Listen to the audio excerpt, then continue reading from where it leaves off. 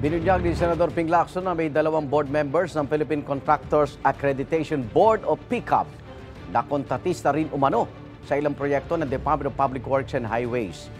Bago naman nag-resign si DPWH Secretary Manuel Bunoan, sinuspinde o kaya inilipat niya sa pwesto ang ilang kawani ng ahensya na sangkot umano sa kontrobersya. Bumuo rin siya ng Anti-Graft and Corrupt Practices Committee. May unang balita si Jonathan Andal. Matapos mabunyag ang mga palpak na flood control project sa Oriental Mindoro, isang bakal na inilagay. Nireassign si Engineer Gerald Pacanan, ang Regional Director ng DPWH Mimaropa. Inilipat si Pacanan sa Central Office. Ang pumalit sa kanya si Engineer Editha Babaran. Isa yan sa inanunsyo ni dati DPWH Secretary Manuel Bunoan sa isang video message.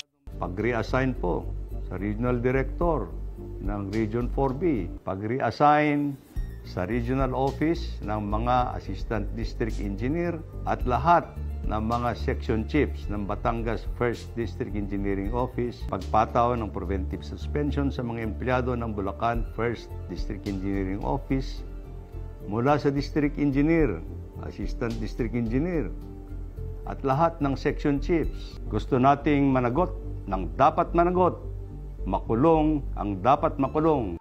Bumuo rin ang DPWH ng Anti-Graft and Corrupt Practices Committee na layong imbestigahan ang mga posibleng katiwalian ng mga kawani ng ahensya. Pero giit ni DPWH Secretary Manny Bunoan, iilan lang ang skalawag sa DPWH. Mas marami pa rin ang matitino. Kasabay nito, ibinunyag ni Senador Panfilo Lacson na 2 opisyal ng PCAB o Philippine Contractors Accreditation Board na taga-regulate ng mga kontraktor ang sila rin palang mga kontratista sa gobyerno. Tinukoy ni Lacson sina PCAB Board Member Engineer Ernie Bagaw at Engineer Arthur Escalante na may sariling mga construction company.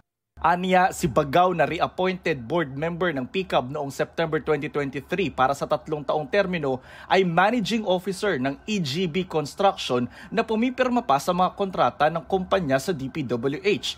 Si Escalante naman nakapirmang board director sa PCAB 2022 Annual Report pero nakapirma rin sa isang kontrata sa DPWH bilang kinatawan ng AN Escalante Construction Incorporated.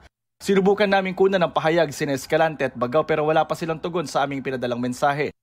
Ayon kay Lacson, posibleng conflict of interest ito na labag sa batas o Code of Conduct and Ethical Standards for Public Officials. May parusa itong kulong na hanggang 5 taon, multang hanggang 5,000 piso at posibleng humantong sa pagkakadisqualify sa gobyerno. Nananawagan si Lacson sa DTI at CIAP o Construction Industry Authority of the Philippines na imbestigahan si Escalante at Bagaw at sampahan sila ng kaukulang reklamong kriminal at administratibo. Dati nang sinabi ni Lacson na may nagsumbong sa kanya na ibinibenta ng PCAB ang accreditation sa mga kontraktor sa halagang 2 milyong piso.